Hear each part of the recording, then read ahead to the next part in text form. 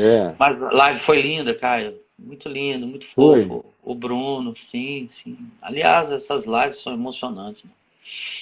É muito Eu bom. gosto muito de fazê-las, meu amigo. Perdão, perdão. Você falando de perdão. Muito bom. E porque não é brincadeira, não, né? Você passar por essas experiências, É, só quem já viveu coisa semelhante é que sabe o peso é. e o trauma, a dor, A perseguição que a as, pessoa sofre. é, como a alma fica toda lanhada, ferida, Sim. com feridas expostas mesmo, né? Sangrantes. Não é brincadeira, não é fácil. Ô Caio, essa coisa que você fala muito dela, que eu já ouvi várias vezes você falar, é a questão da decisão do perdão. O É. perdão como decisão de vida, não é isso? Hum, Aí o que acontece é que às vezes a gente fica procurando motivações para decidir. Como é que a é. gente trabalha a nossa decisão na nossa vida, Caio? E até que ponto a gente tem que ter motivação para decidir? Até que ponto a gente precisa de uma motivação? Ou que a gente decide sem a motivação? Hum. Como é que funciona essa coisa? Você Fé, entendeu? fé, perdão é uma decisão de fé. Fé. É, assim como o amor também. Uhum. É uma decisão de fé. A fé, por seu turno, é a certeza das coisas que se esperam, convicção de fatos que se não veem. Ou seja, tem que ser pela fé, porque não tem nada lá para ser visto. Não tem nenhum bem lá para ser identificado. Não tem nenhuma bondade para ser acolhida, para ser recebida com reciprocidade. É tudo contra você. Fizeram contra você, às vezes quem fez contra você já se arrependeu, mudou de atitude. Então, se você tem uma consciência minimamente evoluída na fé, você vai entender que será um privilégio perdoar aquela pessoa, ficar livre do mal que ela te fez e dos ferimentos interiores que ela te causou, embora não necessariamente porque você a tenha perdoado, você tenha que se tornar amigo dela, próximo de novo, nem caminhar juntos. Não. A gente perdoa, na maioria das vezes, para deixar ir, para deixar em paz e ficar em paz, e abençoar a pessoa na jornada dela sem peso. Existem aqueles casos, no entanto, em que o perdão tem a ver com relacionamentos íntimos da gente, e aonde a gente perdoa e continua o relacionamento, porque existem muitas afinidades, muitos vínculos, muitos outros prazeres que tinham sido maculados pelo ato ruim que provocou a amargura na gente, ou a tristeza, ou a decepção, mas agora, com a decisão do perdão, não justifica o indivíduo do ponto de vista espiritual, passa sangue no pecado do próximo, lava, limpa. E, em muitos casos, dá para continuar sendo amigos, ou cônjuges, ou próximos, especialmente quando um dia houve algum tipo de confiança, de afinidade, de proximidade, de identificação. Mas existem aqueles casos em que não houve nada que nos una. A gente só não se odiava, a gente só não brigava, a gente só não se fazia mal, a gente só trabalhava juntos, a gente estava juntos, a gente era só filho. E tem aquele amor de DNA, aquele amor biológico, aquele amor natural. Mas nunca chegou a ter uma intimidade fraterna com o pai, com a mãe, com a família, com os irmãos. Nem sempre é assim.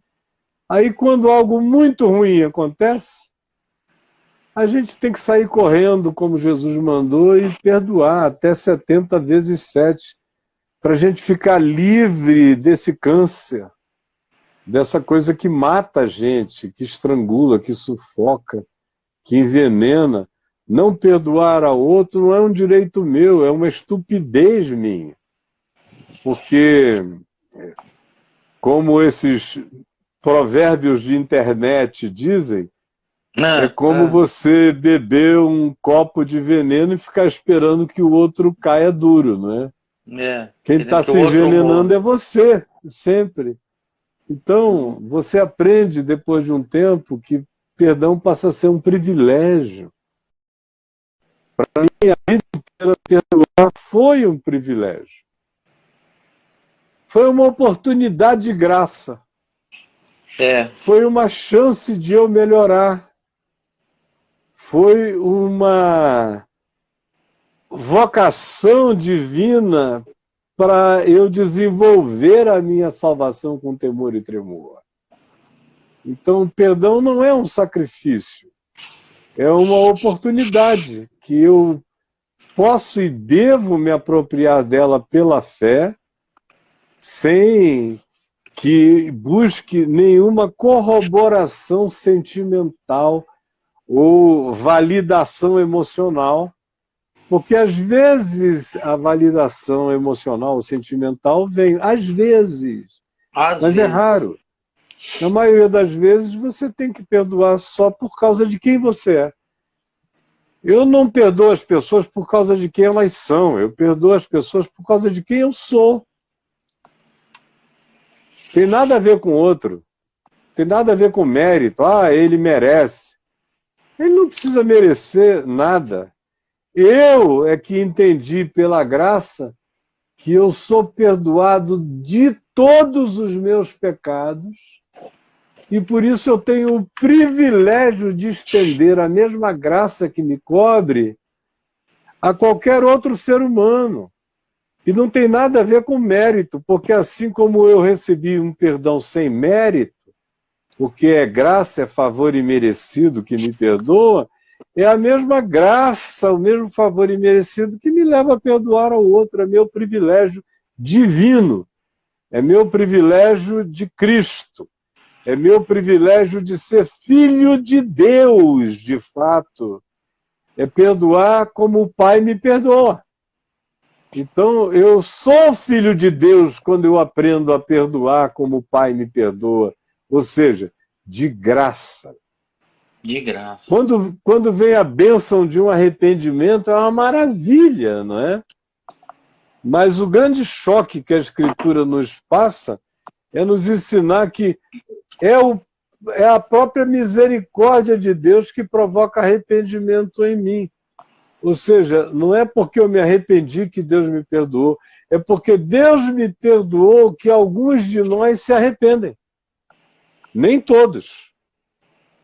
Mas é o perdão, como Paulo diz lá, escrevendo a Timóteo, é o perdão de Deus que nos conduz ao arrependimento. É a bondade de Deus que nos conduz ao arrependimento, ele diz escrevendo aos Romanos. Ou seja, se é para haver uma chance para aquele que me ofendeu, a melhor chance que ele pode ter é a do meu perdão.